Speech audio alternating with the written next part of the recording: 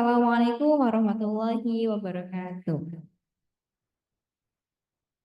Alhamdulillahirabbil alamin wa bihi nasta'inu ala umuri dunya waddin wassalatu wassalamu ala asyrafil anbiya'i wal mursalin wa ala alihi wa ashabihi ajmain. Amma ba'du.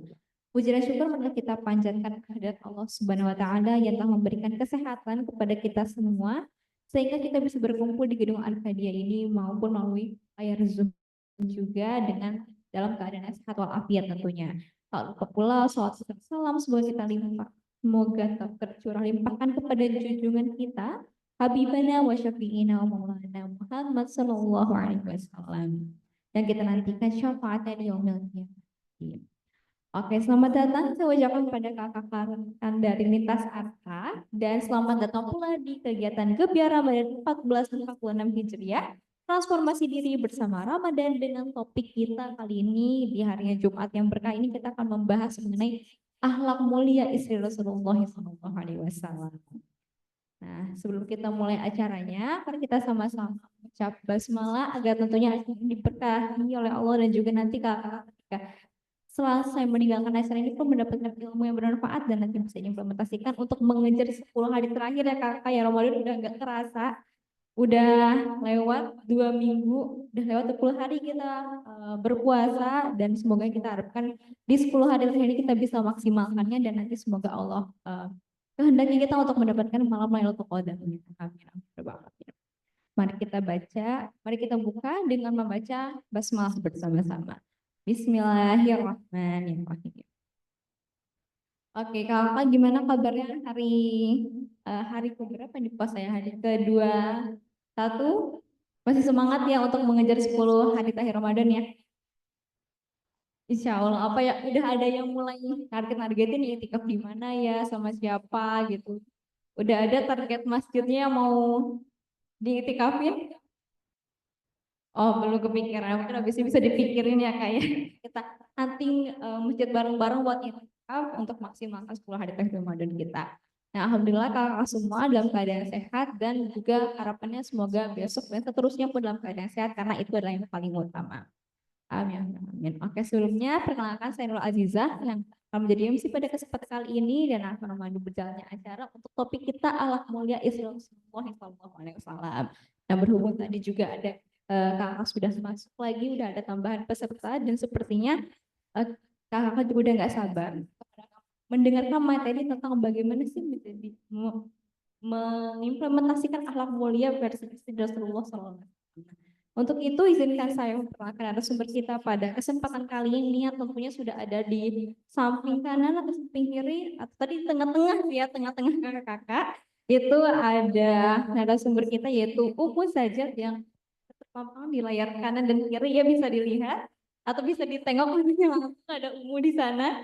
Nah, Umu ini merupakan lulusan dari S1 IPB dan sekarang ini berperan sebagai best friend suami dan anak tentunya ya, peran utama perempuan ketika sudah menjadi istri, dan juga co-founder dari Cinta Quran Foundation, co-founder dari Cinta Quran Learning, ketua umum komunitas sejalan atau @kawan sejalan, dan juga owner kedai Bang Alif atau toko buku online, dan berpengalaman untuk mengisi dan juga sharing-sharing ya di berbagai majelis, taklim dan juga perkantoran.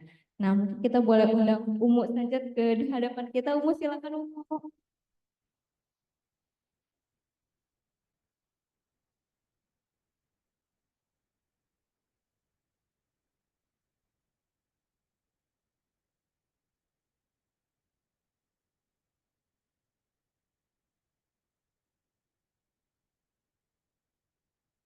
Oke, baik, boleh. Karena ada presentasi dulu dari tim Cinta Company.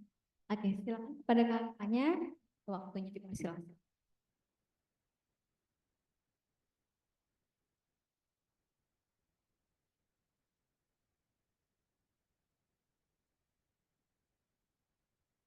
Bismillahirrahmanirrahim. Assalamualaikum warahmatullahi wabarakatuh. Gimana kabarnya kakak-kakak cantik sekalian? Sehat? Alhamdulillah ya. Nampaknya juga lagi semangat ya. Karena ini 10 hari terakhir kita waktunya war panen pahala. Nah, Perkenalkan, nama saya Alfi, saya staf dari Cinta Quran Foundation. Sebelum itu saya mau tanya nih ke kakak-kakak, bapak sekalian, bapak, kakak sekalian, cinta nggak sama Al-Quran? Jangan ragu dong jawabnya. Cinta nggak? Cinta. Lalu saya mau tanya satu lagi, bapak sekalian tahu nggak kalau ada saudara kita yang nggak bisa baca Quran, kita bakal dikena hisab. Baru tahu ini. Oke, alhamdulillah ya akhirnya tahu. Ternyata Bapak sekalian, sekitar 72% umat Islam di Indonesia, kalau dihitung lebih kurang 161 juta kaum muslimin di Indonesia itu nggak bisa baca Quran. Bayangin orang segitu banyak, ntar datang ke Allah, Allah tanya ke kita, kamu tahu segini banyak orang nggak bisa baca Quran, dan kamu ngelakuin apa? Ada yang kamu lakukan usaha untuk mereka biar bisa baca Quran? Alhamdulillah karena kita udah tahu. Ya, sekarang kalau kita belum tahu, ntar berabi lagi jawabannya. Belum tahu, oh ternyata ada segitu ya Allah, segitu banyak yang belum bisa baca Quran. Dan dari sekian banyak, 2 juta diantaranya itu tunanetra. Bayangin, jangankan untuk ngebaca, ngelihat Al-Quran aja mereka nggak bisa. Terus mereka mau minta tolong ke siapa? Nah, alhamdulillah Cinta Quran Foundation menjawab semua kegelisahan itu. Kami membangun pondok pesantren Tahfiz Putri Tunanetra pertama di Indonesia yang sekarang berlokasi di Bogor, yang memiliki visi bukan hanya untuk menghafal, tapi akan melahirkan para hafizoh-hafizoh Al-Quran dari wanita spesial. Mereka bukan hanya menghafal, tapi nantinya akan mengamalkan, juga akan mendakwahkan Al-Quran. Walau sekarang masih tahap pembangunan, ada 25 santri yang semangat banget untuk belajar, dan kadang semangat itu membuat saya sendiri iri sebagai yang punya penglihatan normal. Nah, teman-teman semuanya,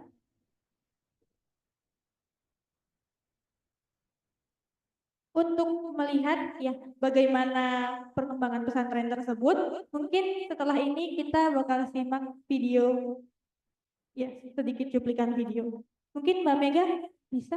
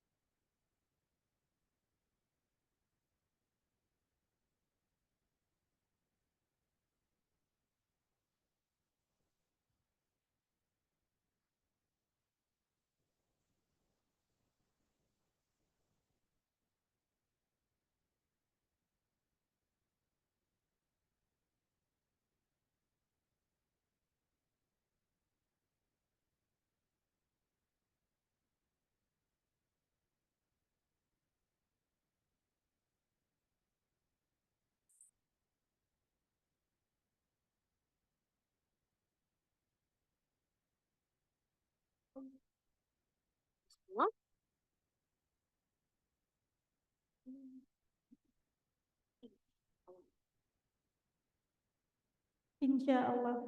Nah, teman-teman kakak sekalian, dari video tadi terlihat bagaimana perkembangan pesantren Tahfiz Tunanetra tersebut. Mereka sangat semangat, tapi di balik semangatnya ada perjuangan yang berat. Bayangin, di Quran, di rumah kakak sekalian, Quran yang paling berat kira-kira berapa kilo? Ada sampai 5 kilo. Kayaknya nggak ada. Adapun dia pasti udah terpajang di rak dan berdebu. Ya, tapi mereka kan nggak bisa pakai Quran biasa. Mereka pakai Quran Braille. Yang per jusnya itu beratnya lebih kurang 1,5 kilo. Jadi bisa dibayangin kalau mereka buat 30 juz itu sama aja kayak nenteng gas LPG 3 kilo 10 biji. Tapi walaupun berat mereka tetap semangat. Karena apa? Karena mereka tahu ini jalan mereka menuju surga dan pesantren ini menjadi rumah dan harapan bagi mereka semuanya. Ditambah lagi, oke. Oleh karena itu, karena ini masih masa pembangunan, saya mengajak teman-teman sekalian, kakak-kakak, bunda-bunda mungkin untuk ikut turut ya membantu karena mereka butuh uluran tangan kita. Kalau bukan kita, siapa lagi? Bayangin aja kalau kita donasi ke mereka itu setiap rupiah yang kita berikan mengalir seperti air terjun, terus mengalir dan deras alirannya sampai alam kubur nanti. Oke. Bagaimana caranya? Mungkin nanti ada teman saya yang itu ada QRIS ya, bisa langsung di-scan atau bisa difoto. Semoga setiap rupiah yang teman-teman kakak-kakak sekalian berikan menjadi amal untuk penerang kita di kubur nanti. Jazakumullah ahsanul jaza untuk kakak-kakak sekalian. Billahi taufiq wal hidayah. Assalamualaikum warahmatullahi wabarakatuh. Waalaikumsalam warahmatullahi wabarakatuh. Oke, terima kasih banyak Kak. Oke, teman-teman dan kakak juga jangan lupa ya itu sudah ada QRIS yang bisa difoto, nanti bisa langsung didonasikan saja. Apalagi ini hari Jumat ya, hari berkah gitu. Jadi ini hari terbaik untuk berdonasi dan kalau menurut saya sih ya lebih baik kita secepatnya melakukan kebaikan gitu daripada ntar takutnya lupa dan malahnya nggak jadi kesampaian.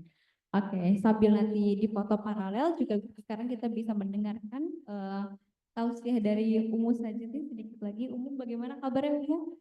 Alhamdulillah baik ya Umu ya. Sehat dan bahagia tentunya setiap hari ya Umu ya harus bahagia terus. Perjalanannya lancar ya Umu ya ke sini ya. Oh agak macet tapi tetap alhamdulillah ya Umu ya walaupun macet. Oke baik. Nah jadi kakak-kakaknya udah penasaran Umu dengan materi yang akan Umu sampaikan. Kalau begitu langsung saja saya serahkan untuk sesi ini kepada Umu. Silakan Umu. Bismillah. Bismillah. Suara saya kedengeran? Dengar dong. Kalau isi kantong saya kelihatan? Berarti Allah masih tutup aib saya. A'udzubillahi minasyaitonirrajim. Bismillahirrahmanirrahim. Assalamualaikum warahmatullahi wabarakatuh. Inna hamdalillah nahmaduhu wa nasta'inuhu wa nastaghfiruhu wa na'udzubillahi min syururi anfusina wa min sayyiati a'malina. May yahdihillahu fala mudhillalah wa may yudhlilhu fala hadiyalah. Asyhadu alla ilaha illallah wahdahu la syarikalah wa asyhadu anna Muhammadan abduhu wa rasuluhu la nabiyya ba'da ila yaumil qiyamah. Rabbi shrah li sadri wa yassir li amri wahlul 'uqdatam min lisani yafqahu qawli. Rabbi zidni ilman nafi'an warzuqni fahman wasi'an wa amalan mutaqabbalan. Allahumma innaka afun tuhibbul afwa fa'fu anni. Allahumma innaka afun tuhibbul afwa fa'fu anni. Allahumma innaka afun tuhibbul afwa fa'fu anni. Afwa fa'fu anni, afwa fa'fu anni. Amin Allahumma amin. Teman-teman yang semoga selalu disayang oleh Allah, dimuliakan oleh Allah Subhanahu wa taala dan dirindukan oleh Rasulullah sallallahu alaihi wasallam. Saya melihat wajah-wajah sehat, alhamdulillah. Saya juga melihat wajah-wajah yang sudah siap menerima THR atau malah udah terima THR. Alhamdulillah, panas seger pisan glowing hari ini. Ternyata itu adalah kunci ya. Bukan cuma teman-teman aja, saya sendiri juga kalau udah nerima uang bulanan dari suami juga senang banget. Walaupun 5 hari berikutnya udah cemberut lagi ya karena udah habis buat bayar uang sekolah anak lah, buat listrik lah, macam-macam ya. Semoga THR-nya bisa bermanfaat buat teman-teman semuanya, membahagiakan keluarga sepanjang Ramadan ini dan sebagian juga bisa digunakan untuk persiapan bekal akhirat kita semuanya karena kita semua pasti pengen pulang dengan bahagia. Dan kayaknya ini kali pertama saya main ke lintas arus. Sudah ada yang pernah ketemu dengan saya sebelumnya? Belum ya? Belum. Kalau gitu harus kenalan. Walaupun tadi Mbak Nurul udah mengenalkan namanya Sajat, lulusan ini punya anak sekian gitu ya. Saya mau kenalin diri saya ke teman-teman semuanya. Siapa tahu nanti suatu saat kita ketemu di jalan, ketemu di pasar, ketemu di manapun gitu ya. Teman-teman boleh banget nyapa saya. Sajat waktu itu pernah ketemu loh di lintas Arta. Senang banget karena jadi punya saudara baru insya Allah ya. Saya Sajat, saya lahir dan besar di Medan. Ada yang orang Medan di sini? Tidak ada? Oh iya, ada yang pernah main ke Medan di sini? Oh pernah. Apa kesan waktu main ke Medan? Oke, betul. Semua orang bilang kayak gitu. Karena di Medan makanannya cuma ada dua macam, enak dan enak banget. Betul. Terus apa lagi kesannya di Medan? Hah? Betul banget, Bu. Memang iya. Apalagi kalau yang bawa mama-mama ya di sana ya. Kayak di sini sih sebetulnya ya, masak sendiri tapi dia belok kanan. Udah gitu, kita yang harusnya marah, oh dia yang lebih ngegas daripada kita. Ah, termasuk mama saya pun kayak gitu. Jadi mohon maaf lahir batin lah ya. Terus apalagi kesannya tentang Medan? Udah itu aja. Alhamdulillah masih agak mending ya kesannya ya. Kalau orang lain kan, Medan tuh panas banget gitu ya. Ada lagi yang bilang Medan tuh ya orangnya ngeri-ngeri. Pernah tuh saya jumpa sama orang Medan dia bilang gitu, makanlah kepalamu. Mau, kepala orang aja dimakan. Apalagi yang lain, ngeri kali orang Medan ini. Ya orang Medan tuh mirip-mirip lah kayak orang Palembang. Kalau orang Palembang makanan sehari-hari kapal selam. Kalau orang Medan makanan sehari-hari kepala orang yang dimakannya. Ah, gitulah kira-kira ya. Saya lahir dan besar di Medan, saya kuliah di IPB. Ada yang lulusan IPB di sini?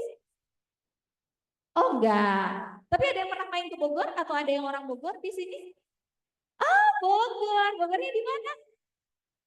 Oh, kayaknya kita tetanggaan. Enggak jauh sih, saya di Indraprasta. Deket sih. Di mana Bu Bulang? Wah, dulu itu salah satu tempat favorit saya karena kampus saya di Darmaga. Jadi dari Darmaga ke Darmaga pasti mampir ke Bu Bulang untuk ganti angkot ya. Senang banget ketemu sama teman-teman di Bogor di sini. Saya punya 2 orang anak, dua-duanya laki-laki. Ada yang mau jadi mantu saya. Dan anaknya berapa tahun ya? Anak saya tahun ini tamat sekolah SMA. Ya, jauh gitu. Dia dua-duanya laki-laki, anak saya dua-duanya laki-laki dan yang nomor 2 masih SD, kelas 2, jadi masih punya mainan di rumah. Aktivitas saya, iya jauh banget, bedanya 10 tahun. Dan aktivitas sehari-hari saya ya kayak gitu, ketemu sama teman-teman semuanya, kemudian juga di rumah, jadi istri, jadi ibu. Kemudian juga ada beberapa bisnis yang saya jalankan bersama dengan suami, termasuk kami menjadi founder dari sebuah yayasan namanya Cinta Quran, yang tadi ada Mbak Alfi, kemudian juga di belakang ada Mbak Mega, yang fokusnya ada di dakwah Islam. Jadi semua yang kaitannya dengan dakwah Islam, kami ingin concern di dalamnya. Termasuk salah satunya adalah pembangunan dari pesantren tunanetra putri pertama di Indonesia. Namanya pesantren Samaan, teman-teman nanti boleh main ke daerah Setiabudi Bandung. Sekarang sedang dalam proses pembangunan. Selain itu, kami juga sedang ada beberapa proyek yang sekarang dikerjakan. Ada yang punya niat ke Jepang di Lebaran ini atau tahun ini? Niat mah ada, insya Allah dicukupin sama Allah, amin. Kita doa yang kenceng ya.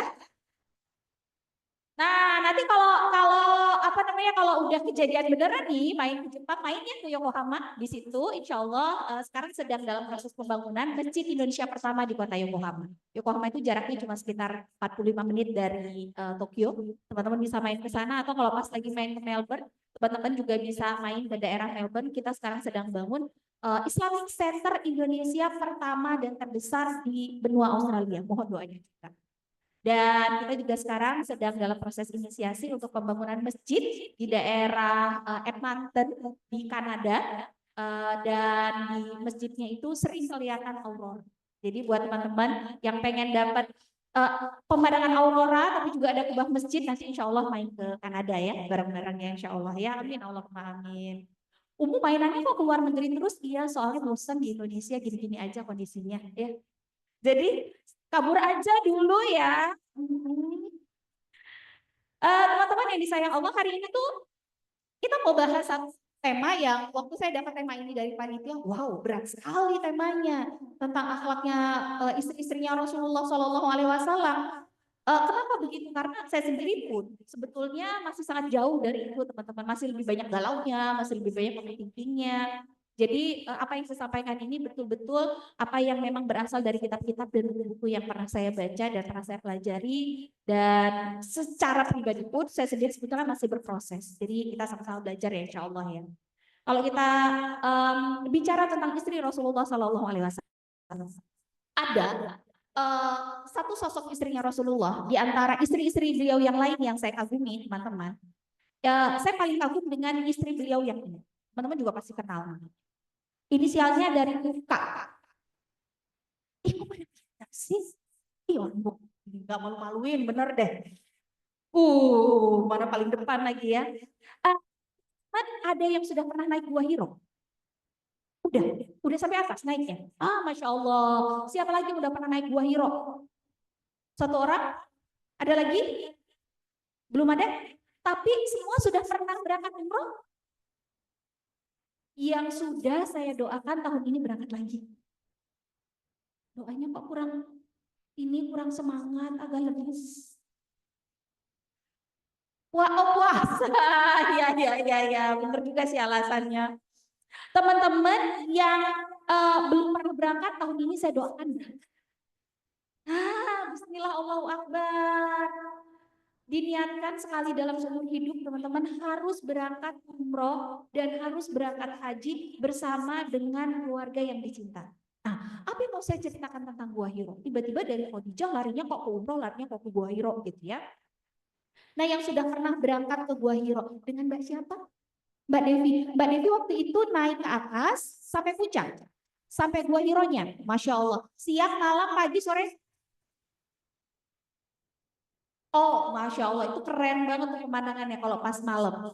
Nah, teman-teman, kita tanya ya sama Mbak Devi. Kan tadi ya. Saya mau pakai mic deh. Kita mau Bismillah.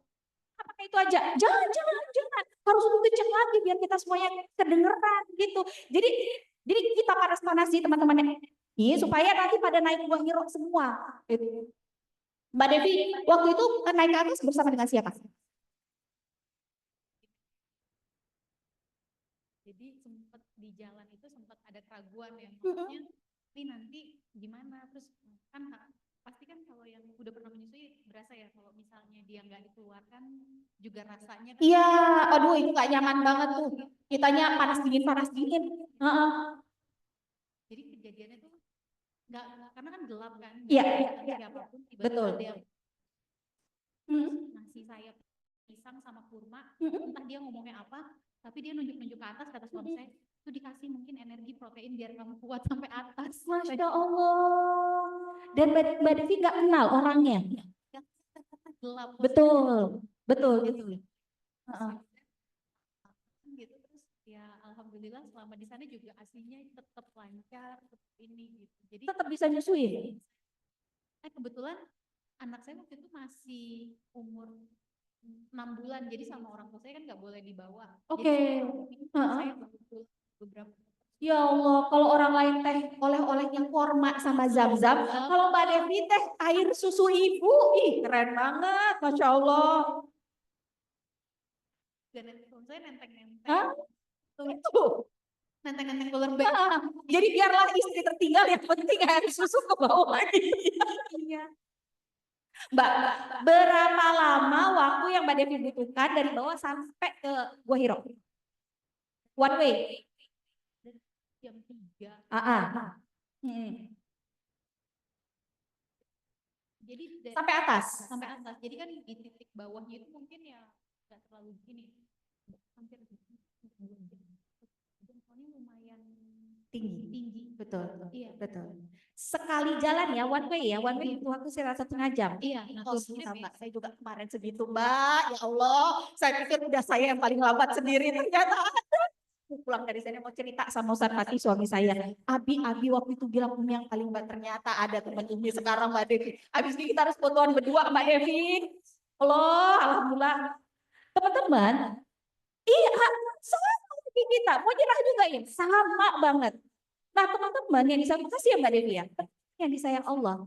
Kenapa saya ceritakan tentang ini? Jadi gini, Gua Hiro itu teman-teman, itu adalah tempat di mana Rasulullah SAW selalu bertahanus. Tahanus itu berdiam diri sambil memikirkan apa yang terjadi pada umat rakyat yang ada di Mekah pada saat itu. Karena kondisinya udah jauh banget dari kebaikan. Laki-laki nikah istrinya nggak ada batasnya. Bukannya 4, enggak. Turunnya ayat tentang poligami, beristri maksimal 4 itu malah untuk mengurangi jumlah istri yang tadinya itu enggak ada batasnya. 1. Jadi Jadi ya mohon maaf ya, dia pedagang, kalau Mekah itu kan mayoritas kan penduduknya pedagang ya. Dia pergi misalnya ke Syam, di sana dia punya istri, dia pulang lagi ke Mekah, dia tinggal itu istri yang ada di Syam. Jadi mohon maaf, dia ada di mana-mana. Kondisinya tuh waktu itu begitu. Kemudian yang kedua adalah para pedagang itu sering curang. Jadi beli ikan sekilo ditimbang sampai rumah jadi 8 on. Nah itu bukan dulu aja, ini sekarang juga kita ngalamin itu ya. Kalau udah di pasar-pasar ya teman-teman. Jadi sebetulnya kalau dulu namanya Arab jahiliyah, kalau sekarang namanya jahiliyah modern. Sama-sama jahil sebetulnya. Terus yang ketiga apa lagi? Di sana penduduknya itu senang banget perang antar suku. Jadi setiap anak laki-laki itu pasti akan selalu ditanamkan kebencian dan dendam kepada suku lawan. Pokoknya nggak ada cerita kita itu sama mereka itu besanan, nggak ada temenan, nggak ada tuh saudaraan, nggak ada itu. Pokoknya harga matinya cuma bahasa perang, darah yang tertumpah, itu baru kebanggaan. Nah gitu kondisinya. Dan masih banyak kechaosan lagi yang terjadi di Mekah, apalagi riba itu banyak terjadi di mana-mana. Rakyat-rakyat miskin itu nggak bisa punya kesejahteraan hidup karena kalau mereka punya duit buat bayar utang, bayar utang terus melilit sampai anak keturunan. Maka Rasulullah bertahanus. Nah sepanjang Rasulullah bertahanus itu ada sesosok wanita yang dia tuh selalu setia menemani Rasulullah SAW, mengirimkan pakaian, persediaan makanan, kemudian memastikan Rasulullah dalam kondisi baik-baik saja, sendirian. Mbak Devi yang udah pernah naik bisa ngerasain ya, tempat itu kecil banget, itu tempat emang cukup buat seorang doang, teman-teman, guanya. Emang cuma cukup buat satu orang berdiri, satu orang duduk gitu. Kalau masuk nih saya nih sama geng Bogor nih bertiga nih kita masuk, gak cukup teman-teman. Jadi yang menarik dari perjalanan ketika teman-teman menampaki Gua Hiro-nya adalah, dan saya yakin yang Mbak Devi juga rasakan adalah, kok mau-maunya ya Bunda Khadijah melakukan ini. Mohon maaf banget, beliau itu tangan rakyat jelata. Beliau itu sultan, duitnya triliunan. Apa di sini? Yang sekarang lagi viral, siapa? Dokter Gladys. Alah. Siapa lagi? Fitri Saluteru, gitu ya. Ini lagi rame ini kasusnya ya. Siapa lagi? NM. Ya Allah, jauh ya. Siapa lagi? Siska Kol ya. Siska Kol muslim bukan? Ya, skip. Jadi kalah tuh yang namanya influencer yang katanya duitnya sampai MM-an gitu ya, yang gaya hidupnya hedon zaman sekarang tuh kalah dari Bunda Khadijah. Sebetulnya sangat mudah kan bagi seorang Khadijah untuk apa? Ngegosen. Enggak sih? Duit gue banyak, say. Pentingan gue panggil orang, kurir, dianterin makanan ke laki gue nih. Selesai kan? Tinggal tunggu di rumah. Nggak apa-apa, masak pakai tangan sendiri. It's okay. Tapi kok ya mau-maunya bercapek-capek ria mengantarkan langsung persediaan makanan dan pakaiannya Rasulullah SAW dengan tangannya sendiri. Mbak Devi waktu naik Gua Hiro, bawa barang nggak? Jangankan bawa barang, berat badan sendiri aja pun kalau bisa ditinggal di Mbak Devi. Saya teman-teman kita lihat ya bodi tubuh saya kayak gimana. Itu ya Allah, saya sama kayak Mbak Devi, setengah jalan saya nangis serius. Saya bilang gini, ya Allah pengen turun, tapi pas lihat ke bawah udah jauh. Ke atas jauh lagi. Aduh, apa yang terjadi dalam hidup saya di saat kok bisa saya putuskan saya naik malam itu gitu ya. Berani. Suami saya udah sampai atas tuh gak, dia turun lagi. Demi apa? Demi bawa istrinya, bukan membawa, lebih tepatnya menggeret istri ke atas teman-teman. 1,5 jam. Yang kita berdua butuhkan Mbak Devi untuk bisa sampai ke atas. Jangan sekarang. Di mana sudah ada anak-anak tangga. Di mana sudah ada pegangan. Di mana udah ada yang jual tongkat di bawah. Waktu itu saya pakai tongkat teman-teman. Karena saking ini kayaknya bakal tinggi banget. Dan emang 1,5 jam dalam kondisi sudah ada anak tangga dan sudah ada pegangan. Zaman dulu pun anak tangganya. Ya. Zaman dulu ada pegangan di anak tangganya. Enggak ada. Berarti Bunda Khadijah itu udahlah harus benar-benar mendaki dari satu batuk ke batu yang lain. Kemudian yang kedua, dia bukan cuma bawa beban badannya aja, tapi dia juga bawa beban makanan, dia bawa beban baju suaminya. Yang paling enggak, itu paling enggak 2 kilo, 3 kilo enggak kemana. Dan itu yang dibuka gitu. Itu yang dibawa oleh Bunda Khadijah. Berapa minggu sekali, tiap hari. Tiap hari teman-teman. Naik, antar makanan. Kamu sehat sayang, sehat cinta, gitu. Turun lagi. Besoknya rumahnya Bunda Khadijah, bagi teman-teman yang sudah umroh, bayangkan rumahnya Bunda Khadijah di mana? Di Masjidil Haram. Di toilet, kalau sekarang jadi toilet rumahnya Bunda Khadijah. Bayangkan jauhnya ketika teman sampai, makanya kalau saya cerita ini agak susah dibayangin yang belum pernah ke sana. Mudah-mudahan ini jadi trigger buat teman-teman motivasi, aku harus ke sana nih, buktiin yang kamu saja bilang gitu. Udah nih, beliau naik onta. Nah, sekarang beliau harus mendaki mulai dari bawah dengan puncak Jabal turun lagi karena posisi Gua Hira kan benar-benar di puncak. Sampai dulu kita ke puncak, baru kita turun lagi. Bayangkan. Dan itu yang dijalani oleh Bunda Khadijah berbulan-bulan. Selama Rasulullah bertahajud. Kenapa Bunda Khadijah? Itu saya sampai di atas ya teman-teman. Itu yang ada di dalam kepala saya. Kenapa sih Bunda Khadijah nggak ngedosen aja? Kenapa harus pakai tangan dan kakinya sendiri sih? Padahal dengan kekayaan yang dia punya, bahkan mudah sekali bagi dia untuk kayak orang, masakin deh catering terbaik buat suami aku. Dia bisa suruh orang, tolong anterin tepat waktu, bahkan lebih cepat daripada waktu makan suami aku. Bisa, tapi itu tidak dia lakukan. Saya pikir gitu ya teman-teman. Ya apa ini dengan Bunda Khadijah? Kenapa itu dia lakukan? Kemudian saya punya satu kesimpulan. Apa itu? Bunda Khadijah, dia ingin ketika nanti dia dihisab di hadapan Allah di yaumil hisab, pada saat mulut kita udah nggak bisa ngomong, cuma tangan sama kaki kita, sama telinga kita, mungkin sama rambut kita, sama mata kita, sama kuping kita, itu yang bisa ngomong. Nah, Bunda Khadijah itu ingin supaya nanti kakinya yang bersaksi di hadapan Allah. Ya Allah, ini kakiku ini berkali-kali naik turun Gua Hira. Demi apa? Anterin makanan buat suami. Ya Allah, ini tanganku yang meraih satu batu ke batu yang lain. Aku membutuhkan waktu untuk naik sampai dengan ke Gua Hira. Ini nanti akan bersaksi tangan ini yang digunakan untuk masak makanan, menghantarkan sendiri makanan sampai dengan tangannya Rasulullah SAW. Wow, keren banget. Berarti waktunya Bunda Khadijah teman-teman yang bisa kita jadikan sebagai ibroh buat kita, pelajaran buat kita. Apa itu? Beliau tidak ingin diwakili oleh orang lain dalam mengurus suami. Beliau ingin melakukannya dengan tangannya sendiri. Beliau ingin melakukannya dengan kakinya sendiri.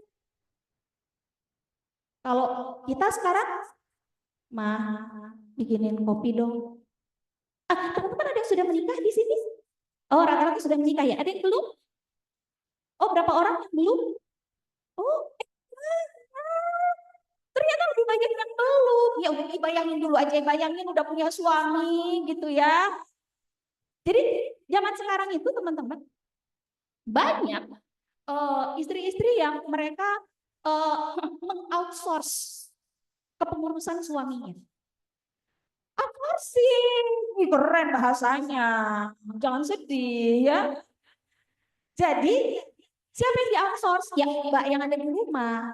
Mama bikinin kopi. Mbak bikinin kopi buat Bapak. Siapa yang familiar dengan itu? Terus, Ma tolong bikinin dong Indomie. Mbak, itu Bapak pengen Indomie. Ya, Indominya telurnya berapa? 2. 2 Mbak, 2 telurnya Mbak. Ya, pedes apa enggak? Enggak usah. Ya, Mbak, enggak usah pedes Mbak. Gitu. Mulai dari masak diwakili, cuci baju suami diwakili, apalagi nyetrika diwakili. Hati-hati. Nanti yang lainnya juga diwakili oleh, waduh, nauzubillah min dzalik, jangan ya. Udah cukup sampai di situ aja diwakili. Boleh nggak sih sebetulnya mengoutsource untuk membantu mengurus pekerjaan rumah tangga? Boleh. Tapi sifatnya karena namanya juga pembantu alias khodimah, maka dia fungsinya hanya membantu. Jangan sampai menggantikan posisi utama dari seorang istri. Nah, itu yang pertama. Jadi dari Bunda Khadijah kita bisa belajar yang namanya ingin melayani suami langsung dari tangan pertama. Itu keren banget. Kemudian yang kedua, yang juga menarik ketika kita belajar dari Bunda Khadijah adalah bagaimana beliau punya sifat yang sangat qanaah. Teman-teman tahu arti qanaah? Qanaah itu artinya merasa cukup dengan apa yang ada. Punya mobil 3, qanaah. Punya rumah 5, qanaah. Udah punya sari hitam, qanaah. Jadi sarimbit apa gitu ya? Saya pikir cuma saya aja nggak ngerti sarimbit. Oh ternyata banyak yang nggak ngerti sarimbit. Jadi qanaah itu adalah merasa cukup dengan apa yang Allah berikan kepada kita. Udah, itulah qanaah. Jadi dari Bunda Khadijah teman-teman, kita bisa belajar bagaimana Bunda Khadijah itu dalam kondisi kesempitan hidup, terutama pada saat Rasulullah Shallallahu Alaihi Wasallam. Ini peristiwanya pada saat Rasulullah Shallallahu Alaihi Wasallam itu diboikot. Jadi peristiwa pemboikotan yang dilakukan oleh penduduk Mekah kepada Rasulullah Shallallahu Alaihi Wasallam itu terjadi di masa awal-awal kenabiannya Rasulullah. Jadi semua pengikutnya Rasulullah, para sahabat bersama dengan Rasulullah, bersama dengan keluarganya termasuk Bunda Khadijah itu digeret sampai lembah yang namanya Lembah Abu Thalib. Jadi itulah tempat tinggal mereka. Jadi tinggalkan rumah-rumahnya. Iya. Jadi mereka itu dikeluarkan dari rumah, keluar dari rumah, sini. Masukkan ke dalam sebuah lembah yang namanya Lembah Abu Thalib. Lalu di situ apa yang dilakukan oleh orang-orang kafir Quraisy kepada Rasulullah dan para sahabat, termasuk orang-orang Mekah yang sudah memeluk Islam ya, termasuk pada Bunda Khadijah. Kalian nggak boleh beli apapun dari siapapun di luar kalangan kalian sendiri. Jadi ada pedagang lewat, pedagang sayur lewat gitu, nggak boleh disentuh. Terus apalagi ini ada tukang sapu lewat, sarapu gitu ya, nggak boleh dipanggil, nggak boleh. Ada tukar bubur ayam lewat, dipanggil, nggak boleh. Itu adalah bentuk penindasan yang dilakukan oleh orang-orang Mekah kepada Rasulullah dan para sahabat termasuk pada Bunda Khadijah. Lembah segitu teman-teman, seberapa kuat sih untuk menghidupi banyak nyawa? Persediaan beras pasti terbatas, lama-lama habis juga. Kasih duit, tapi mau beli beras di mana? Punya Bunda Khadijah punya emas, tapi karena nggak bisa belanja, karena nggak boleh beli dari luar, akhirnya gimana? Mulai puasa sehari, puasa 2 hari, puasa 3 hari, puasa 4 hari, dan seterusnya. Itu yang dilakukan. Terus apalagi? Susu buat anak-anak, waduh susunya habis, mau beli susu, duit ada, banyak duitnya. Bunda Khadijah triliunan. Tapi apakah itu bisa membeli susu? Enggak dijual, orang Mekah nggak mau beli susu, nggak mau jual susunya. Kabilah-kabilah dagang yang lewat nggak boleh jual susunya. Jadi akhirnya apa? Anak-anak banyak yang nggak minum susu. Efeknya adalah banyak sekali mereka yang wafat para sahabat. Ibu-ibu hamil banyak yang keguguran karena malnutrisi. Anak-anak juga begitu, bahkan Bunda Khadijah termasuk salah satu yang mengalami sakit. Kenapa begitu? Karena biasanya hidupnya enak, semua ada. Tapi ketika menemani perjuangan dakwahnya Rasulullah SAW, apa yang terjadi? Mau nggak mau, akhirnya hidupnya seadanya. Tapi apa yang dikatakan oleh Bunda Khadijah? Keren banget. Di akhir hidupnya, sebelum Bunda Khadijah meninggalkan Rasulullah SAW, Bunda Khadijah tuh pernah bilang kayak gini, wahai suamiku yang tercinta, Kalau nanti aku sudah tidak ada, kuburkan aku ya. Tapi bila semua uang yang ada ini habis buat dakwahmu dan ternyata masih kurang, kamu boleh bongkar kuburanku dan kamu ambil tulang-tulangku, gunakan itu sebagai jembatanmu dalam dakwah. Maksudnya apa? Boleh dijual. Istilah kata kalau tulangnya Khadijah laku, jual deh, jual. Biar kamu ada uang lagi buat beli bensin, bayar tol gitu, beli minum, supaya dakwahmu bisa tetap berjalan, kata Bunda Khadijah. Jadi dari sini teman-teman, akhlak yang kedua dari istrinya Rasulullah SAW adalah qanaah. Dia nggak minta banyak sama suaminya, diberi alhamdulillah, nggak diberi bukan innalillah, alhamdulillah. Nggak apa-apa, mungkin belum rezekinya suamiku. Kalau dia punya penghasilan sendiri seperti teman-teman, ya udah deh, aku hitungannya sedekah aja sama suami. Dan pahalanya sangat besar luar biasa ketika seorang istri dia bersedekah kepada suaminya. Apalagi kalau itu dilakukan di bulan Ramadan, kayak sekarang. Pahala sunnah menjadi wajib. Nah, sedekah itu kan sunnah hukumnya ya. Jadi selama Ramadan ini kalau teman-teman bersedekah pada kegiatan apapun, termasuk pada program-programnya dari Cinta Quran yang tadi sudah disampaikan, itu dia akan dilipat gandakan menjadi pahala wajib. Keren banget itu. Nah, apalagi kalau nanti teman-teman sedekahnya pas malam Lailatul Qadar. Tapi udah ada bocoran belum kira-kira kapan malam Lailatul Qadar? Ya alhamdulillahnya nggak pernah dibocorin ya sama Allah gitu. Jadi udah tinggal kitanya aja nih kenceng-kencengan doa sama kenceng-kencengan ikhtiar supaya dapat ini. Tapi kebayang ya kalau kita bisa dapat malam Lailatul Qadar dan bersedekah di sana. Allah katakan apa? Khairun min alfi syahr. Jadi dia malam itu dia bahkan lebih baik daripada 1000 bulan. 1000 bulan itu kalau di tahun hitungannya sekitar 83 tahun. Jadi satu malam kita sedekah 1000 itu sama kayak kita sedekah 83.000. Atau 1000 kali, ya 1000 kali 1000. Jadi udah berapa? 1.000.000. Padahal kalau di hari biasa itu cuma 1000 perak terhitungnya. Tapi di malam Lailatul Qadar jadi 1.000.000, 1000 kali lipat. Itu keren banget.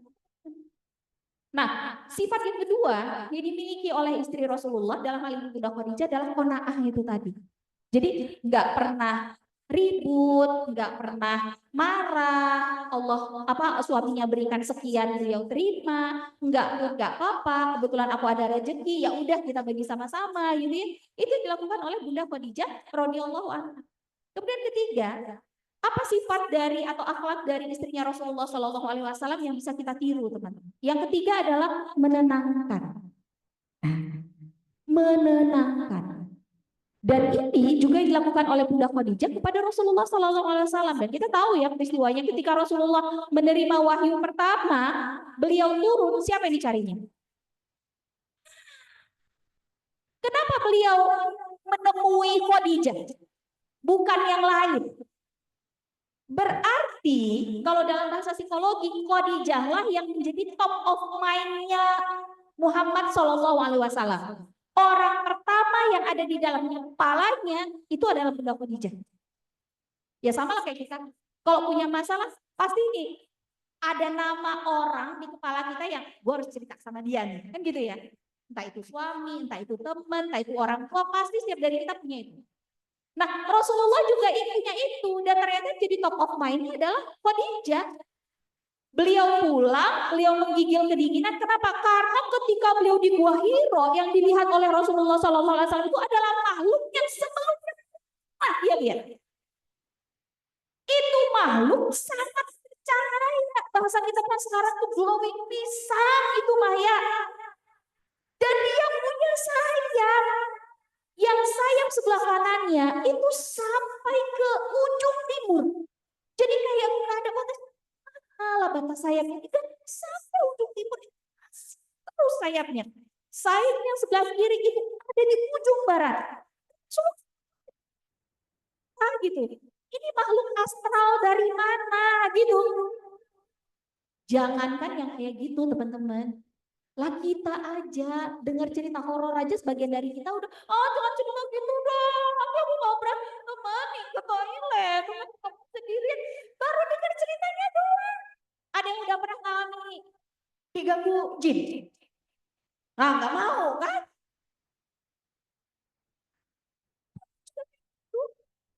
Ya kira-kira kalau zaman kita sekarang ada orang kayak didatengin pocong mungkin gitu ya.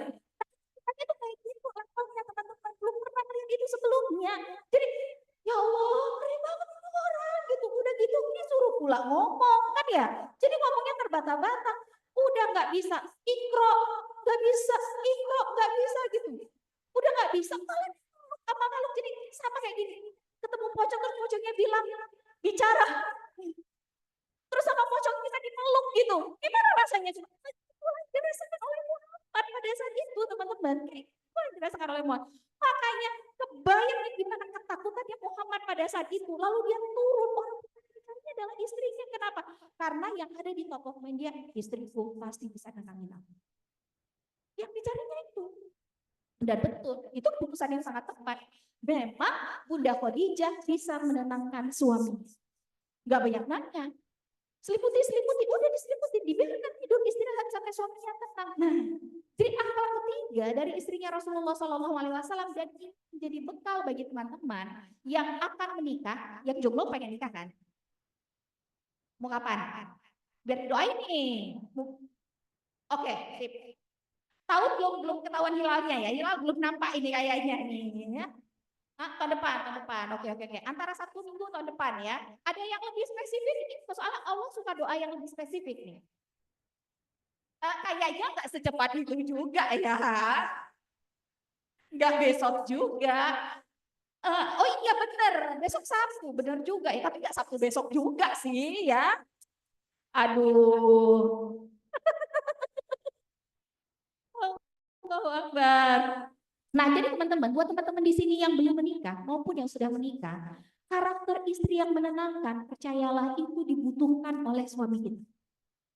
Sekuat apapun dia, sehebat apapun leadershipnya, percayalah teman-teman, laki-laki itu punya sisi lemah.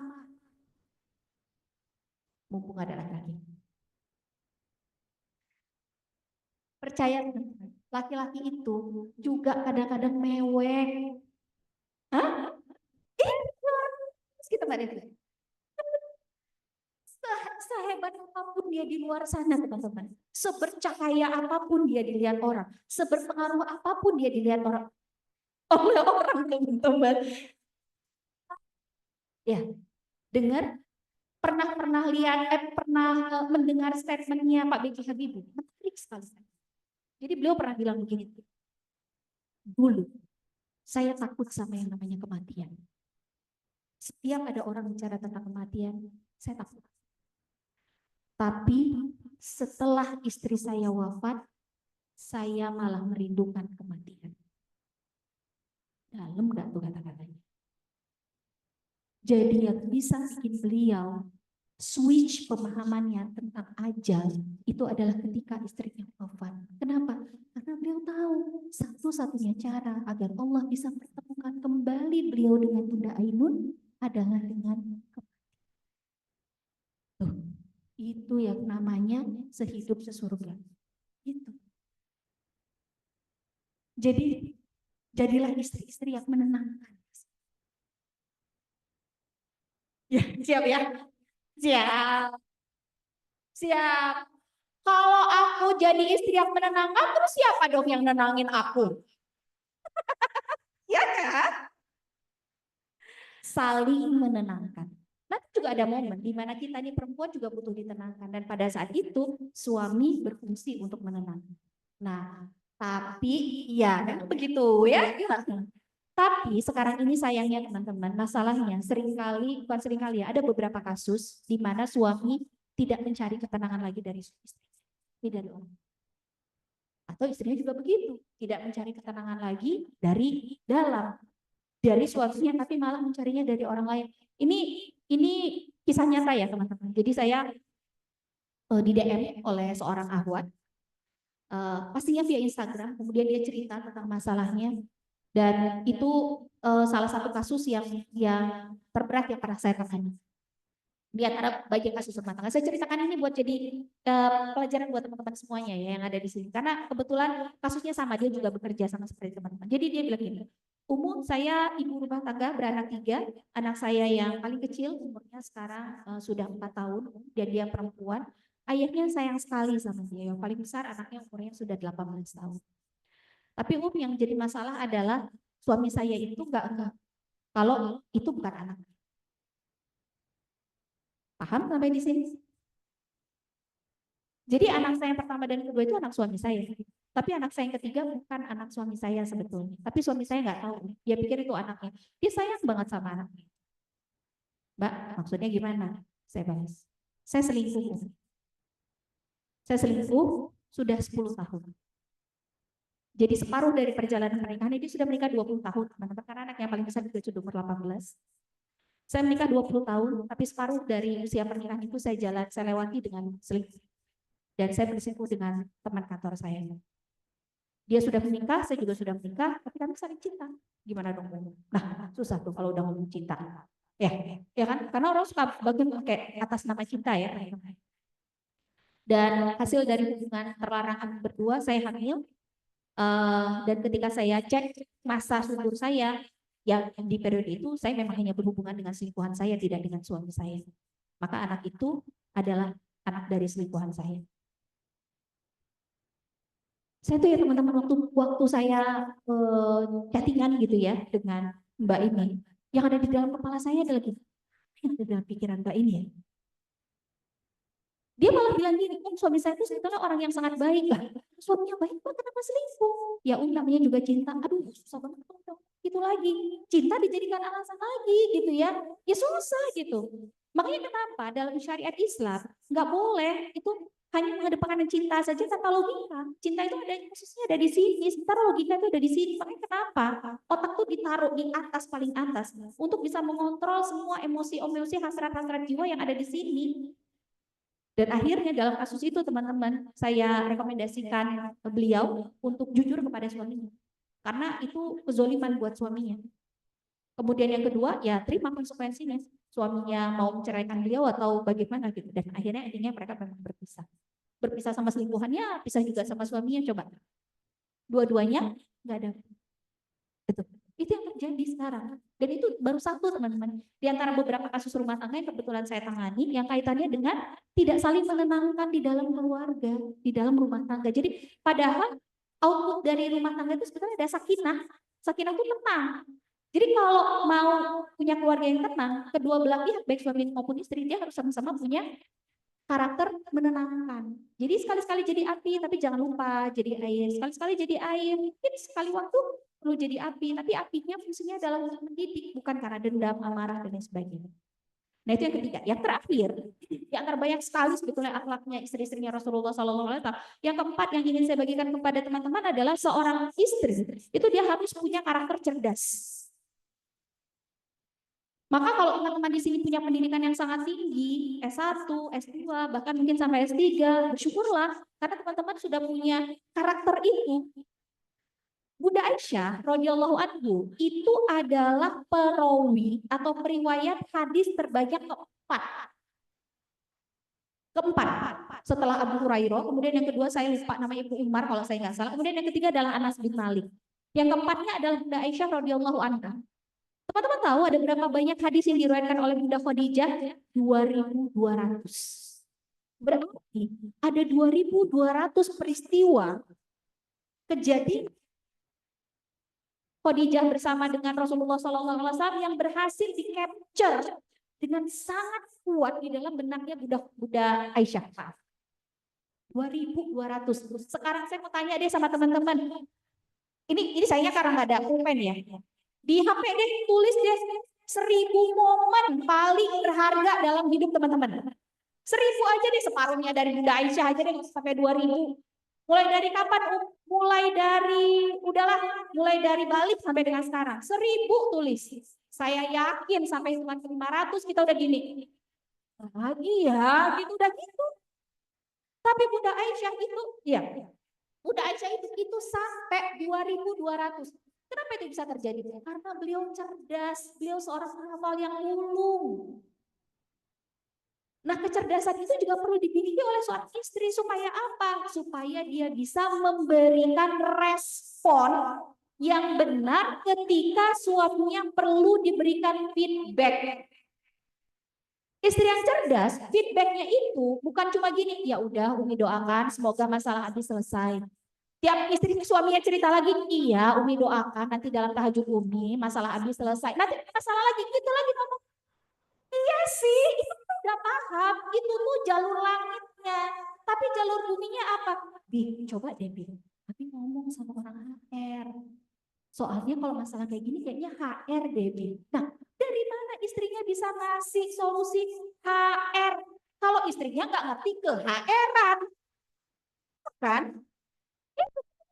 Itu harus cerdas, dia harus up to date pada perkembangan zaman, dia harus paham bagaimana lingkungan kerja atau lingkungan bisnis suaminya, dengan siapa saja suaminya bergaul. Jadi solusi yang dia berikan itu benar-benar solusi yang taktis, praktis, efektif, efisien. Percayalah, kalau udah kayak gitu nggak perlu pakai ajian pelet, apalagi nggak perlu guna-guna, nggak perlu, percayalah dia akan lengket sama teman-teman.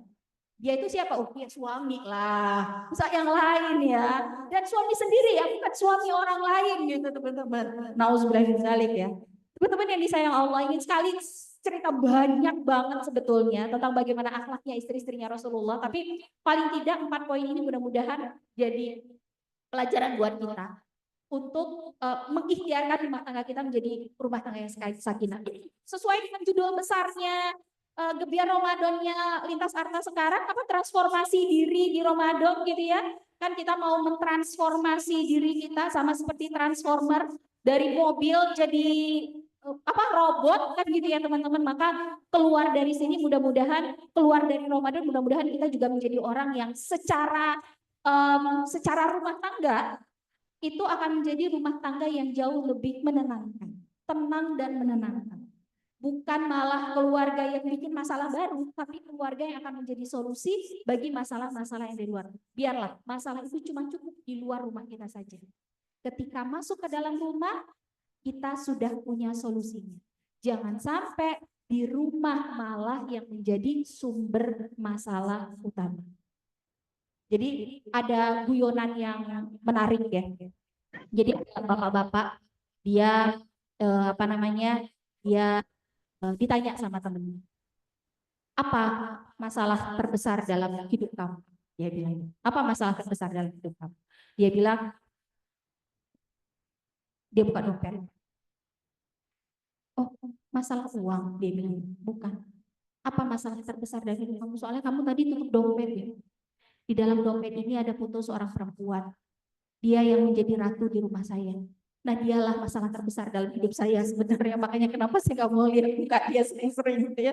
Nah, mudah-mudahan itu bukan kita. Suami-suami selalu merindukan kita, anak-anak merindukan kita, keluar dari Ramadan ini jadi keluarga yang sakinah. Saya doakan juga teman-teman sepanjang Ramadan ini Allah jadikan ini menjadi Ramadan yang produktif, dan Allah berikan teman-teman kesempatan untuk juga nanti bisa menikmati Lailatul Qadar, dan bismillah nanti bisa umroh bareng sama saya, ya insya Allah, ya insya Allah. Atau kalau mau jalan-jalan ke Jepang bareng, ya Bismillah, Allahu Akbar. Wassalamualaikum warahmatullahi wabarakatuh. Waalaikumsalam warahmatullahi wabarakatuh. Allah, makasih banyak Umi untuk sangat dagingnya teman-teman ya. Oke, karena udah agak waktunya juga sudah agak mepet ya, mungkin rekan-rekan di sini mau langsung ke atas mau lanjut kerja lagi gitu ya. Jadi kita akan coba ini dengan kita mengucapkan dulu, terus habis itu nanti kita akan foto bersama gitu ya. Nah, kalau itu ada jargonnya udah di kanan dan kiri juga ya. Kalau misalnya saya sebutkan Gebiar Ramadan 1446 Hijriah, jawabnya transformasi diri bersama Ramadan. Allahu Akbar. Bisa semuanya? Bisa, Oke, kembali kita bisa dengan semangat Ramadan yang mengejarnya untuk pada. Gebiar Ramadan 1446 Hijriah, transformasi diri bersama Ramadan. Allahu Akbar.